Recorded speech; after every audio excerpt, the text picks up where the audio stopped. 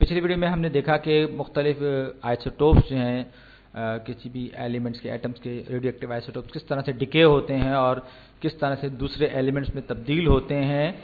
लेकिन अब सवाल ये है कि कोई भी न्यूक्लियस इस बात का फैसला कब करता है कि उसे डिके होना है या डिके करना है, किसी और एटम में तब्दील होना है, किसी और न्यूक्लियस में तब्दील। तो ये मेरे पास ये मैं कुछ एटम्स बना रहा हूं जो कि बहुत सारे हैं, कहीं पर मौजूद हैं और मैं इसमें सिर्फ चंद बना रहा हूं।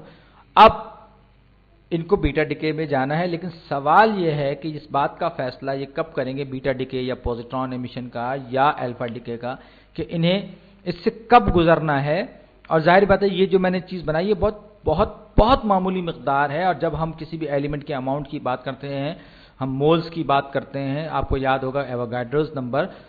अगर हम एवोगाड्रोस नंबर को अपने जहन में रखें तो 12 ग्राम, सिर्फ 12 ग्राम हाइड्रोजन कार्बन 12 जो हैं वो एक मोल होते हैं। और एक मोल में आपको याद होगा कार्बन 12 के एक मोल में या किसी भी एलिमेंट के एक मोल में 6.02 इंटू 10⁻23 एटम्स होते हैं। और ये बहुत बहुत बहुत बड़ा नंबर है जिसके लिए हमारे पास कोई नाम ही नहीं है। हम ट्रिलियंस एंड ट्रिलियन, खरबों खरबों खरबों कह सकते हैं, लेकिन ये वाकई बहुत बड़ा नंबर है। तो ये इसका मतलब क्या हुआ, अगरचे ये मास बहुत ज्यादा नहीं है, 12 ग्राम बहुत बहुत छोटी अमाउंट होती है मास की। यानी कि आप यूं समझ लीजिए कि ये 1 किलोग्राम का समझ लीजिए 800वां हिस्सा है, लेकिन इस छोटे से हिस्से में भी इतने ज्यादा एटम्स होते हैं। तो आप सोचिए कि हम किसी भी सैंपल की बात कर रहे होंगे, चाहे वो कितना ही छोटा क्यों ना हो, उसमें किस कदर ज्यादा एटम्स होंगे। तो अब मैं ये बात कर रहा था, इसी बात को मैं आगे बढ़ाते हुए, कि इनमें से कौन सा डिके होगा और ये इस बात का फैसला कब करेंगे कि इन्हें डिके होना है। तो बाज आइसोटोप्स में जल्दी डिके होते हैं, बाज देर से डिके होते हैं, बाज रेडियो एक्टिव कुछ सेकंडों में हो जाते हैं, कुछ साल चलते हैं। तो अब फर्ज कर लीजिए कि मेरे पास ये सैंपल है, इसमें एक कुछ ये होगा डिके, और एक लंबे अरसे के जाने के बाद फिर कुछ थोड़े बहुत डिके हो गए। मुझे पता है कि यहां पर हम क्वांटम मैकेनिक्स और न्यूक्लियर फिजिक्स की हुदूद में दाखिल हो रहे हैं, लेकिन मैं आपको बहरहाल ये चीज समझाना चाह रहा हूं कि यहां पर सबका सब प्रोबेबिलिस्टिक है। यहां पर जो बात भी हम कर रहे हैं न्यूक्लियस के बारे में, वो सबका सब प्रोबेबिलिटीज है कि ये मुमकिना तौर पर ऐसा हो सकता है, इस बात का इम्कान है, इस बात का चांस है। हो सकता है कि साल हर साल तक कुछ भी ना हो, लेकिन जब हम मैक्रो लेवल की बात करते हैं जिसमें कि हमारे पास trillions and trillions and trillions of atoms होते हैं, तो मामला थोड़ा मुख्तलिफ हो जाता है, तब हमारी प्रोबेबिलिटीज वर्क करती हैं। और इसीलिए हमने इस्तिलाह या टर्म निकाली है, वो कहलाती है हाफ लाइफ। हाफ लाइफ का मतलब क्या होता है, मैं जरा इसको उड़ा दूं तो हाफ लाइफ जो है इसका मतलब यह है कि अगर मेरे पास मिसाल के तौर पर ये कार्बन 12 है, कार्बन 14 है सॉरी, तो इसके कोई सैंपल मेरे पास है, तो इसको नाइट्रोजन इसके हाफ ऑफ द मास को या हाफ ऑफ द एटम्स को नाइट्रोजन 14 में कन्वर्ट होने के लिए जो टाइम चाहिए होगा वो इसकी हाफ लाइफ होगी। और इसके नतीजे में जाहिर बात है एक बीटा पार्टिकल यानी कि न्यूक्लियस से निकलने वाला एक इलेक्ट्रॉन रिलीज होगा जिसका कि जीरो मास है, हम बाय कन्वेंशन इसका जीरो मास। तो ये बीटा डिके होगा। तो हाफ लाइफ पे मैं एक बार फिर बात करता हूं कि बाकायदा स्टडीज के बाद ये बात मालूम की गई है कि अगर मेरे पास कोई सैंपल हो तो वो 5740 साल बाद उसका आधा नमूना जो है, आधे एटम्स जो हैं वो नाइट्रोजन 14 में कन्वर्ट हो चुके हैं। अब यहां एग्जांपल में मेरे पास 10 ग्राम का एक ब्लॉक है कार्बन 14 का, और ये कार्बन 12 भी हो सकता है, लेकिन कार्बन 14 इसका रेडियो एक्टिव आइसोटोप भी कहलाता है, जो कि आपको पता होगा कि आइसोटोप्स जो होते हैं उनमें नंबर ऑफ प्रोटॉन्स जो हैं वो सेम होते हैं और सिर्फ नंबर ऑफ न्यूट्रॉन्स का डिफरेंस होता है। कार्बन 12 में 6 प्रोटॉन और 6 न्यूट्रॉन्स होते हैं, जबकि कार्बन 14 में 6 प्रोटॉन और 8 न्यूट्रॉन्स होते हैं। तो ये कार्बन 14 है, स्लाइटली रेडिएटिव वर्जन है कार्बन का। ये 5740 साल में ये इसका आधा सैंपल डिके होगा। तो बाज़ जगह पर केमिस्ट्री बुक्स में जब हम हाफ लाइफ की बात करते हैं किसी भी एलिमेंट की या किसी भी सब्सटेंस की, और बीटा डिके जैसे यहाँ पर ये हो रहा है, तो हमें जो बना के इसको दिखाया जाता है, ये N14 में कन्वर्ट हो रहा है कि जी ये हिस्सा जो है, ये आधा पार्ट जो है इसका, वो नाइट्रोजन 14 में कन्वर्ट हो जाएगा। केमिस्ट्री या फिजिक्स क्लासेस में उमूमन ये चीज बताई, लेकिन सवाल होता है कि आखिर इस आधे हिस्से को कैसे पता चला कि इसे नाइट्रोजन 14 बनना है, और ये आधा हिस्सा ये क्यों कार्बन 14 में रहा। तो मैं ये कहूंगा कि ये ड्राइंग टेक्निकली गलत है।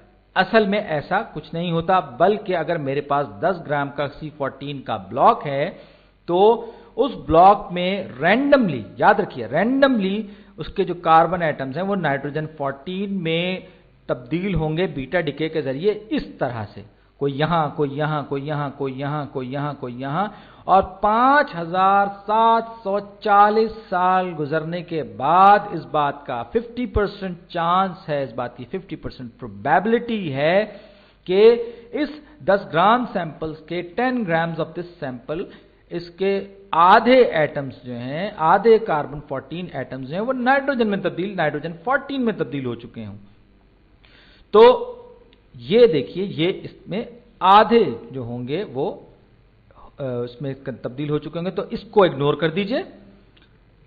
अब हम एक बार फिर 10 ग्राम के कार्बन C14 से शुरू करते हैं, तो वो इस तरह से कन्वर्ट होगा, और ये चीज इसकी हाफ लाइफ कहलाती है, यानी कि वो टाइम कि जब उस सैंपल में आधे एटम्स जो हैं वो किसी दूसरे एटम में डिके कर चुके हों।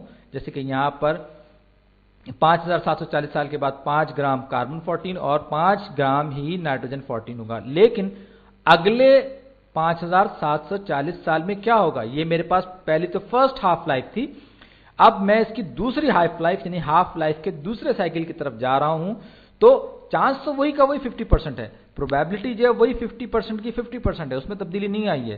तो अब क्या होगा, अगले 5740 साल में, यानी कि उसकी सेकेंड हाफ लाइफ उसको कह सकते हैं अपनी आसानी के लिए, तो मैं इसको यहां पे कॉपी और पेस्ट कर देता हूं, इसको कॉपी पेस्ट कर देता हूं ताकि मुझे थोड़ी सी सहूलत रहे।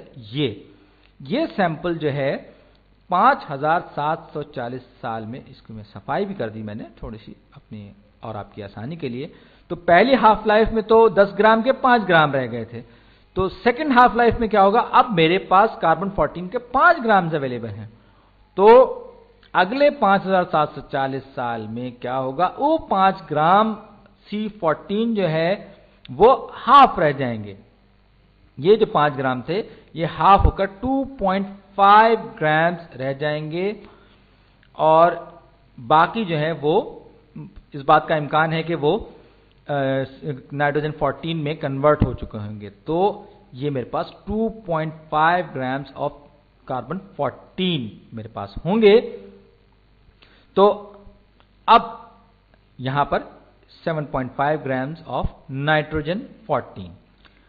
अब जो बात मजीद अगर हम इसको आगे बढ़ाएं तो हम बढ़ते चले जाएंगे, लेकिन आपको अंदाजा हो गया होगा कि कार्बन 14 के एटम्स मुकम्मल तौर पर खत्म नहीं होंगे, चाहे आप ये हाफ लाइफ का साइकिल कितनी मरतबा भी चला लीजिए, ये कुछ न कुछ इन्फिनिटेसिमल अमाउंट कार्बन 14 की मौजूद जरूर रहेगी, लेकिन ये मुकम्मल तौर पर इससे खत्म नहीं होगा। अब फर्ज कर लीजिए मेरे पास कार्बन 14 का एक न्यूक्लियस है, या यूं समझ लीजिए एक एटम है, इसमें 1 2 3 4 5 6 इलेक्ट्रॉन है, और 1 2 3 4 5 6 7 8 इसमें न्यूट्रॉन है, और 6 इस पे ऑर्बिट में इलेक्ट्रॉन्स हैं। अब सवाल यह है कि जब कार्बन 14 की हाफ लाइफ 5740 साल है, तो 1 सेकेंड बाद इस एटम के साथ क्या होगा, क्या हो सकता है 1 सेकेंड बाद? तो जनाब इस बात का पूरा इम्कान मौजूद है कि ये अगले ही सेकेंड में नाइट्रोजन 14 में कन्वर्ट हो जाए, और इस बात का भी पूरा इम्कान मौजूद है कि ये अपनी जगह वैसा का वैसे रहे। तो 1 अरब साल 1 बिलियन ईयर्स के बाद क्या होगा? साल जरूर गुजर गए हैं, लेकिन प्रोबेबिलिटी अपनी की जगह है, लिहाजा मैं पूरे यकीन से ये नहीं कह सकता कि अगले 1 अरब साल में या 100 करोड़ साल में इसके साथ कार्बन 14 के न्यूक्लियस के साथ क्या होगा। हो सकता है कि ये कार्बन 14 ही रहे, हो सकता है कि ये नाइट्रोजन 14 में कन्वर्ट हो जाए। तो 5740 साल दरअसल एक बड़े ह्यूज अमाउंट के लिए, एक बहुत बड़े सैंपल के लिए हम बात कर रहे होते हैं, और हम उस सैंपल में किसी, अब एवोगाड्रोस नंबर का अगर आपको याद हो, उसमें हमने 6.02 × 10⁻23 की बात की थी सिर्फ 1 मोल में। और ये जो हाफ लाइफ है वो हमें एक चांस देती है और हमें एक चीज़ों को एवरेज आउट करने में मदद देती है, जिसमें हमें पता चलता है कि अगर हमारे पास बहुत सारे एटम्स का एक सैंपल हो तो उसमें हमारे पास कितने ऐसे हो सकते हैं जो कि डिके कर जाएंगे। अब फर्ज कर लीजिए मेरे पास कोई अननोन एलिमेंट है, जो फर्ज कर लीजिए x है, उसके मेरे पास 80 ग्राम 80 ग्राम्स मौजूद हैं, और इसकी हाफ लाइफ 2 साल इन 2 ईयर्स है। हाफ लाइफ 2 साल होने का मतलब क्या हुआ कि अगर ये जो 80 ग्राम सैंपल्स है ये 2 साल में 40 ग्राम रह जाएगा, हाफ रह जाएगा।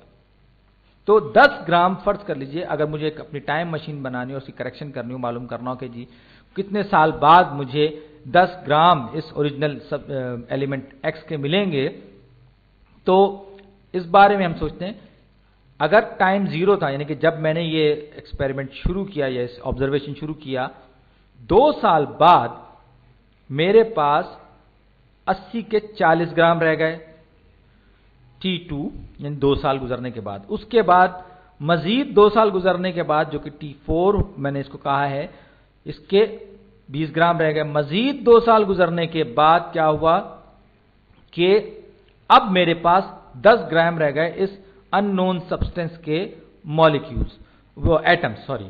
तो ये जो T6 है, यानी कि 6 साल बाद मेरे पास इसके इस हाफ लाइफ की बदौलत मेरे पास इसके 10 ग्राम रह गए। तो इसकी वजह से अगर आइंदा कभी हमने कोई टाइम मशीन बनाई तो शायद हम उसमें इस सारी इंफॉर्मेशन को इस्तेमाल कर सकें। तो 1 2 3 हाफ लाइफ गुजरने के बाद ये मेरे पास 10 ग्राम बचे। तो यानी कि 1 हाफ लाइफ, हाफ ऑफ 3/3 1/8 ये प्रोबेबिलिस्टिक है। तो इसका मतलब यह हुआ कि अगर 3 हाफ लाइफ गुजरी तो 1/2 × 3⁻3, तो ये 1/8 होता है, यानी कि तीसरी हाफ लाइफ के इख्तिताम पर ओरिजिनल सैंपल के मुकाबले में मेरे पास सिर्फ 1/8 उस